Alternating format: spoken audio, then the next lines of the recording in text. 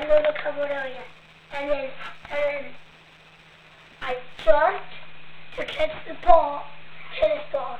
And then the whole thing started shaking like this. Did you see it?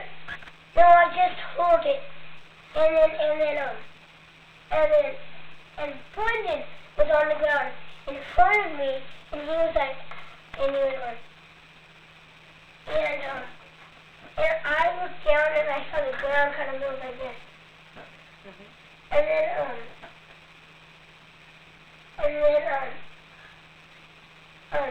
Becky blew the whistle, so everybody had to get out really fast, because it could just happen really fast and start a big quick, because it could start going really fast, and then a bunch of cracks happen. You had to get out of where? I ran as best as I could out of it, but Was it hard to run? nothing happened because it was easy to run, because once I hit the ground, it was over. We had to get out of where? Where were you? Inside the school? I was inside the covered area where you throw the ball, balls and stuff. Oh, yeah. And then I started moving, and when I hit the ground, it stopped. And then I was like, what was that? And then the teacher blew the whistle, and everybody had to get out because it could avalanche down, but it didn't. And so I ran out and moved the field to my line, and I was really scared. Did you have to go anywhere? Did you have to go anywhere? Yeah, the alarm went off, the fire alarm, but they were doing that because that earthquake was kind of like a practice, but it was a real earthquake. So it wasn't a practice. Well, it was kind of like a practice because it started shaking and I barely noticed anything. Huh.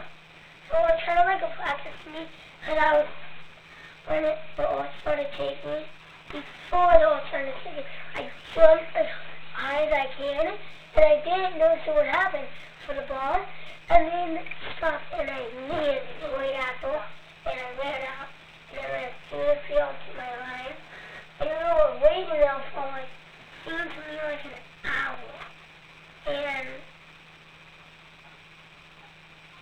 then we finally got going, and then we did, our substitute teacher, he told us to practice for earthquake because it could just start like again because it happened. They call it an aftershock. It could happen again. We all like this and we were like, we scooted out your legs and dived into our desk. And we got up like this. Just in one spot, flat like this. But that wasn't safe. No. So tell me where you guys had to leave or go to. Did they take you somewhere? No, we just stayed in our classroom. Oh. Yeah, because they're already at high ground.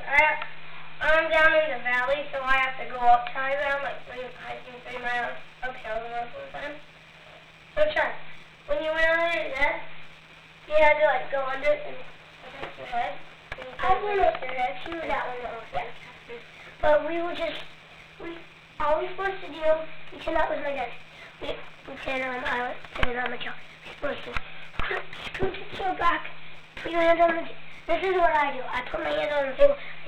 I go like this, and I put the chair back, and I lay down. And I get under the desk, and I keep going.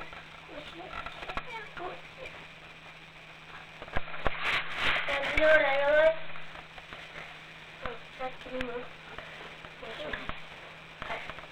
So when we do like the practice drill, I did the same thing as the real thing. Which is good.